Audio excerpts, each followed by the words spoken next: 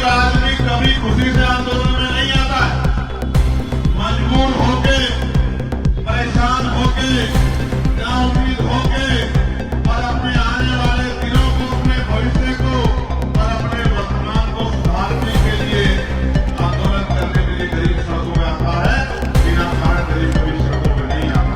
जो भी चीज हम यूज करते हैं, इतने तरह के टैक्स हमारी सरकार ने लगाए हैं कि सुबह उठ के ब्रूश करने से लेके और रात को सोने तक जो दवाई आपको लेनी पड़ती है, सब पे टैक्स देना पड़ता है। मैं तो ये भी कह सकता हूं कि आज का समय तो ऐसा है कि मरने के बाद भी टैक्स देना पड़ता है और मरने से पहले भी टैक्स देना पड़ता है, पैदा होने से पहले भी टैक्स देना पड़ता है। कि कोई खुशी से आंदोलन में नहीं आता है। गरीब आदमी कभी खुशी से आंदोलन में नहीं आता है। मजबूर होके, परेशान होके, नाउम्मीद होके और अपने आने वाले दिनों को, अपने भविष्य को और अपने वर्तमान को सुधारने के लिए आंदोलन करने के लिए गरीब सड़कों पे आता है। बिना कारण गरीब कभी सड़कों पे नहीं आता।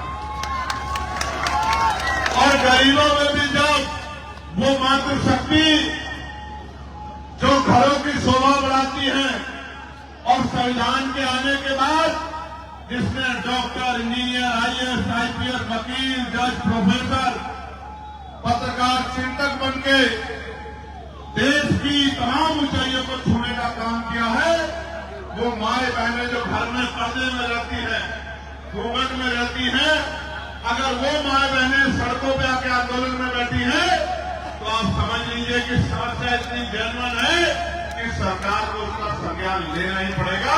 इसके अलावा कोई दूसरा रास्ता नहीं। प्यारे साथियों, मैं आपके आंदोलन पे चर्चा करूंगा, लेकिन उस आंदोलन से पहले, क्योंकि आज सोशल मीडिया का दौर है और सोशल मीडिया की खबरों को मेन स्ट्रीम मीडिया भी उठाता है। मैंने देखा मेरे ऐसे हजारों भाषण होंगे जो सोशल मीडिया के हमारे भाइयों ने कवर किए और फिर मेन स्ट्रीम के पत्रकार साथियों ने उन भाषणों को अपने टीवी चैनल पर जगह देने का काम किया। कभी जरूरी होने के कारण, कभी मजबूरी होने के कारण। लेकिन प्यारे साथियों, मैं ये समझता हूं कि जब हम सुबह उठते हैं और उठने के बाद सबसे पहला काम अगर हम कोई करते हैं तो अपने दांतों की सफाई करने का काम करते हैं। दांतों की सफाई के लिए जो ब्रश आता है, पेस्ट आता है, उसमें हम लोग टैक्स देते हैं। यानी कि दिन की शुरुआत हमारी टैक्स से होती है। जो उसके बाद नाश्ते में हम लोग ब्रेड लेते हैं, मक्खन लेते हैं, चाय लेते हैं, दूध लेते हैं, कोई सामान खा के देख लो, सब पे बराबर का टैक्स हमें देना पड़ता है। उसके बाद जब हम खाना खाते हैं, कपड़े पहनते हैं, कोई भी काम, कपड़ा खरीद के लाए या शर्ट बाजार से बनी हुई लाए या कपड़ा खरीद के लाए, सब पे टैक्स देना पड़ता है। फिर जिस ट्रैफिक से जाते हैं, अगर अपनी गाड़ी यूज करते हैं, पेट्रोल डीजल लगाते हैं तो टैक्स देते हैं सेस के रूप में, टोल टैक्स देते हैं। दफ्तरों में जाते हैं, बिजली का बिल खर्च होता है तो टैक्स देते हैं। घर आते हैं फिर टैक्स देते हैं। परिवार में बच्चों के लिए कोई सामान लाते हैं उस पर टैक्स देते हैं। फिर शाम तक टैक्स जमा होता है। जो भी चीज हम यूज करते हैं, इतने तरह के टैक्स हमारी सरकार ने लगाए हैं कि सुबह उठ के ब्रूश करने से लेके और रात को सोने तक जो दवाई आपको लेनी पड़ती है, सब पे टैक्स देना पड़ता है। मैं तो ये भी कह सकता हूं कि आज का समय तो ऐसा है कि मरने के बाद भी टैक्स देना पड़ता है और जीने से पहले भी टैक्स देना पड़ता है, पैदा होने से पहले भी टैक्स देना पड़ता है। इतना टैक्स देने के बाद शायद आपको जानकारी ना हो, मगर मैं आपको बता देना चाहता हूं कि भारतीय संविधान ने गारंटी दी है 4-5 चीजों की जो हर व्यक्ति का अधिकार है, नागरिक का।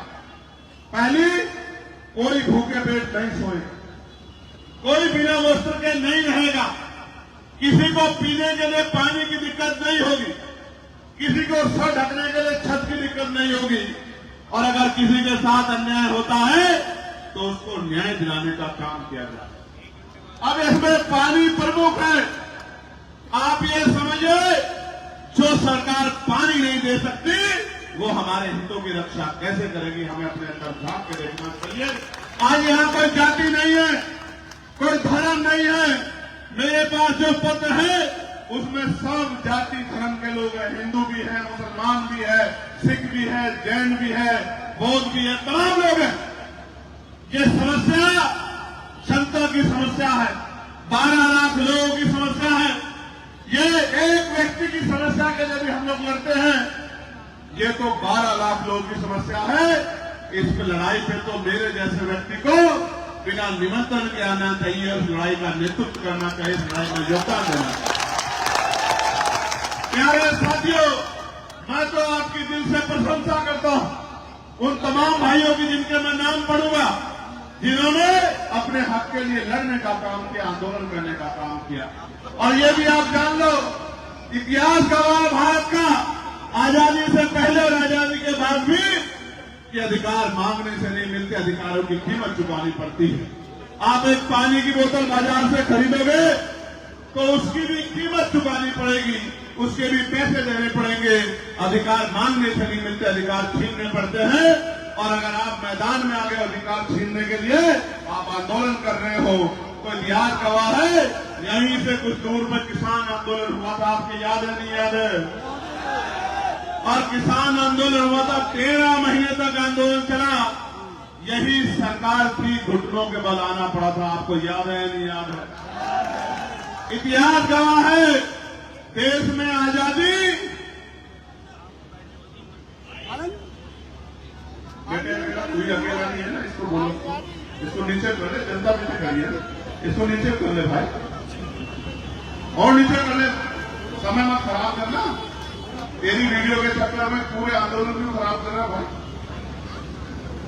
इतिहास गवाह है कि आंदोलन के जरिए ही भारत से अंग्रेजों